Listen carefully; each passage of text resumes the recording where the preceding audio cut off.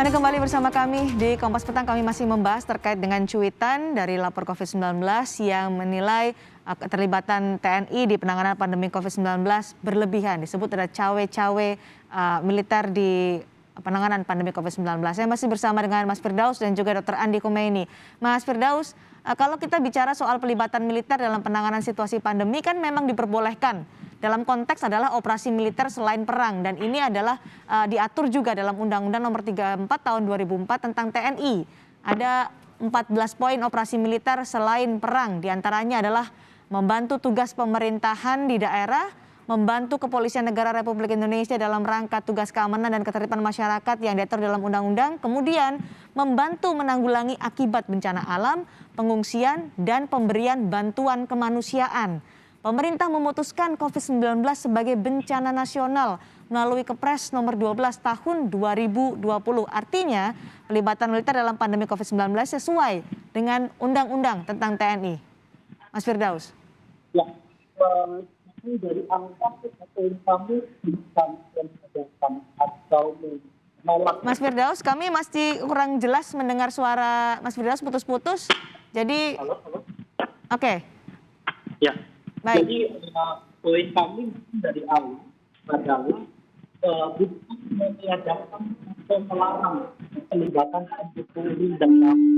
Kami mohon maaf, Mas Firdaus masih kurang jelas komunikasi Mas Firdaus dengan kami.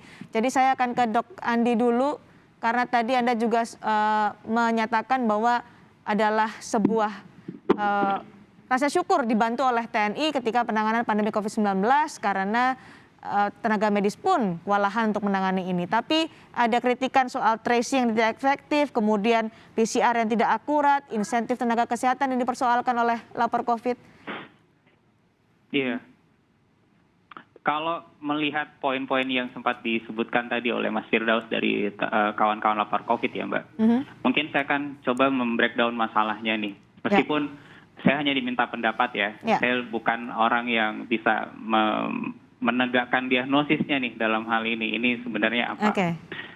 Tapi kita coba breakdown. Kalau dibilangnya itu mungkin ada masalah di dukungan tracing ya dan testing mengenai peran TNI Polri di sana. Saya pikir ini harus dilihat tracing yang mana yang bermasalah. Tracing di mana? Daerah manakah? Di Jakarta kah misalnya?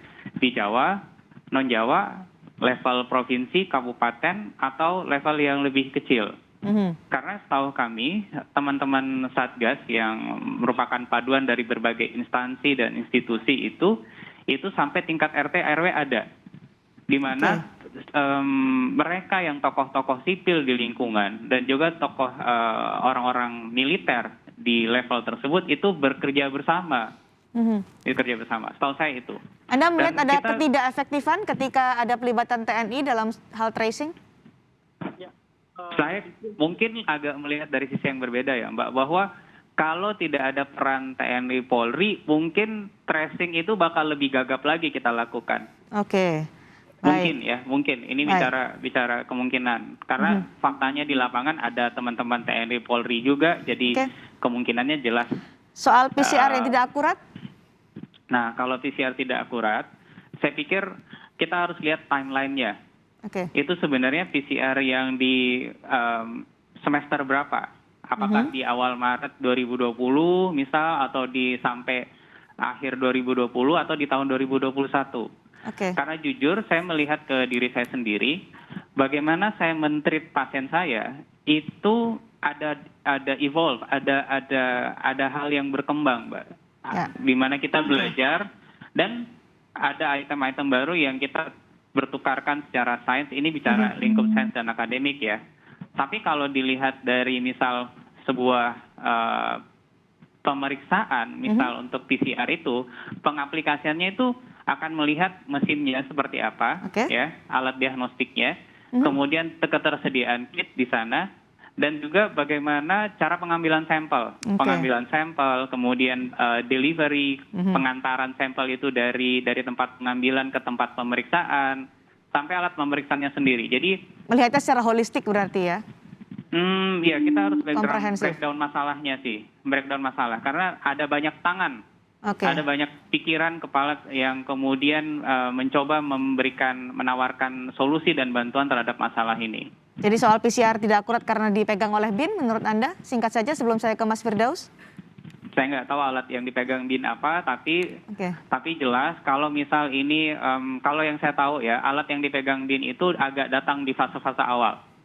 Oke. Bisa jadi masih ada adjustment alat di sana, alat diagnostik, Oke. kemudian bagaimana orang belajar ngambil sampel, ya, Baik, baik. mendapatkan sampel yang lebih berkualitas, itu ada proses seperti itu yang berkembang, Mbak. Proses adaptasi yang terus berkembang. Mas Firdaus, kita coba jalur komunikasi. Jadi kalau menurut Dr. Andi, dengan adanya bantuan dari TNI justru membantu tenaga medis untuk menangani pandemi COVID-19.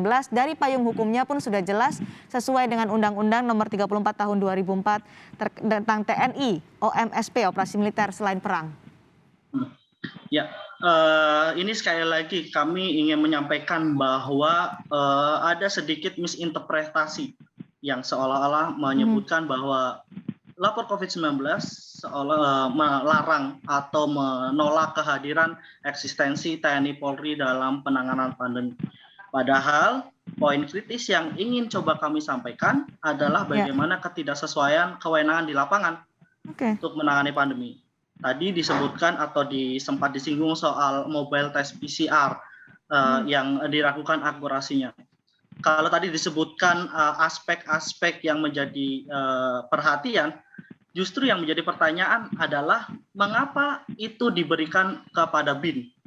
BIN, Badan Intelijen Negara yang selama ini fokus pada keamanan atau keamanan negara, tetapi justru kemudian diberikan kewenangan atau tugas di bidang farmasi dan kedokteran klinis, yang kemudian akhirnya berimbas pada akurasinya diragukan dan lain sebagainya. Tapi karena kalau tadi pernyataan Dr. Andi, karena itu kan pada masa awal atau fase-fase awal pandemi sehingga harus ada adaptasi, adjustment dari sisi teknologinya, dari sisi sumber daya manusianya. Jadi tidak bisa disalahkan hanya karena itu dipegang oleh satu pihak begitu.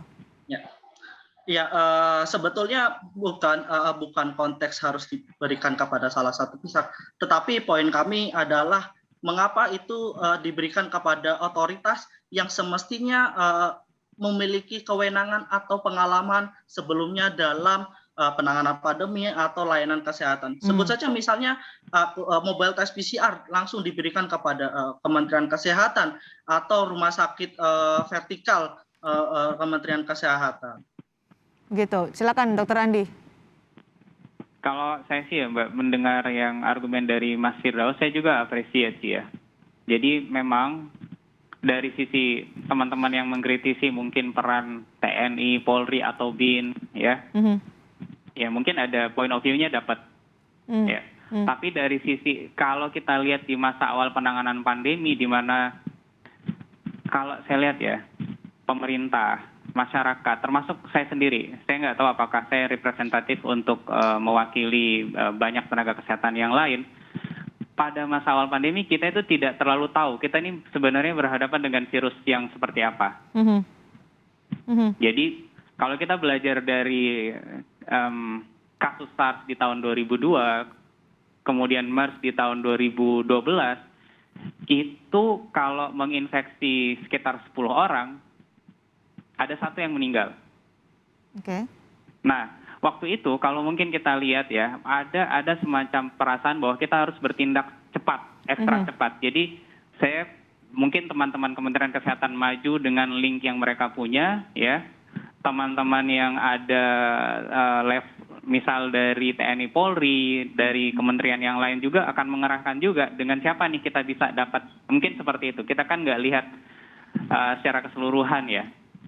Tapi saya melihat ada semacam situasi emergency dan urgency di mana semua orang di fase awal itu pengen, gue bisa sediain apa, gue bisa bantu apa, kami bisa provide apa untuk masyarakat. Jadi point of view-nya mungkin dari sana ya kalau kita lihat perspektif mereka masing-masing bisa jadi. Dan sayangnya hari ini nggak ada teman dari BIN atau TNI dan Polri ya.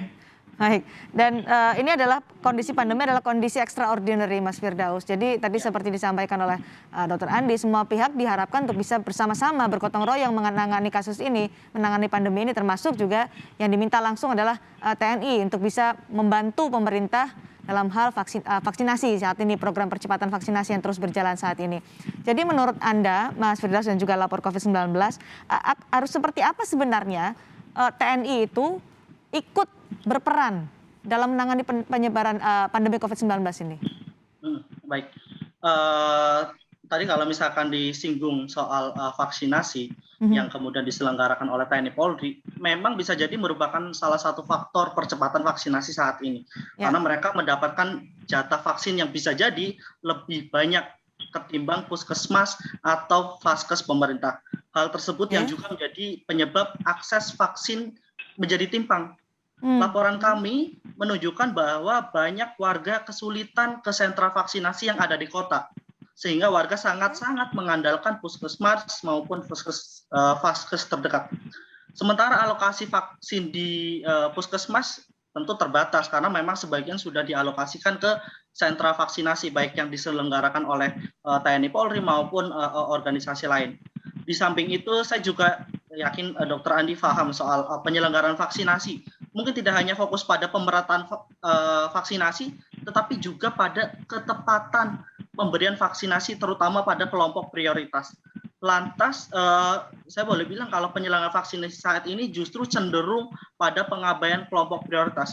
Adapun sentra-sentra vaksinasi, baik yang dilakukan oleh TNI Polri maupun lembaga lain, justru dipertanyakan kira-kira apa dan mana cakupan kelompok prioritas yang mestinya didahulukan untuk mendapatkan vaksinasi. Baik. Dokter Andi, boleh ditanggapi, vaksin TNI lebih banyak dari yang dimiliki puskesmas? Iya, sepertinya mungkin saya sudah memberikan sedikit argumen ya. Lagi-lagi saya mengerti point of view dari teman-teman lapor COVID.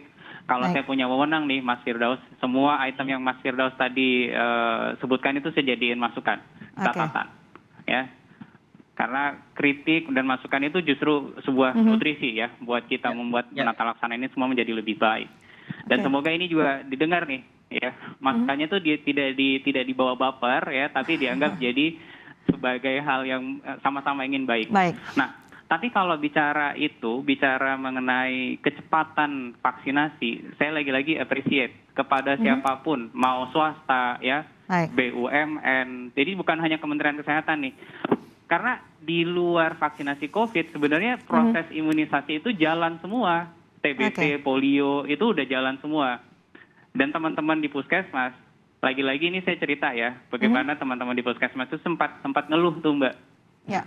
Kok kita udah dapat beban kerja segini, terus ada lagi harus testing tracing, harus siapin vaksin dan lain-lain, itu nggak sanggup. Nah begitu dapat bala bantuan dari pihak swasta, ya dapat dari organisasi masyarakat kayak NU, Muhammadiyah, itu kita semua bersyukur.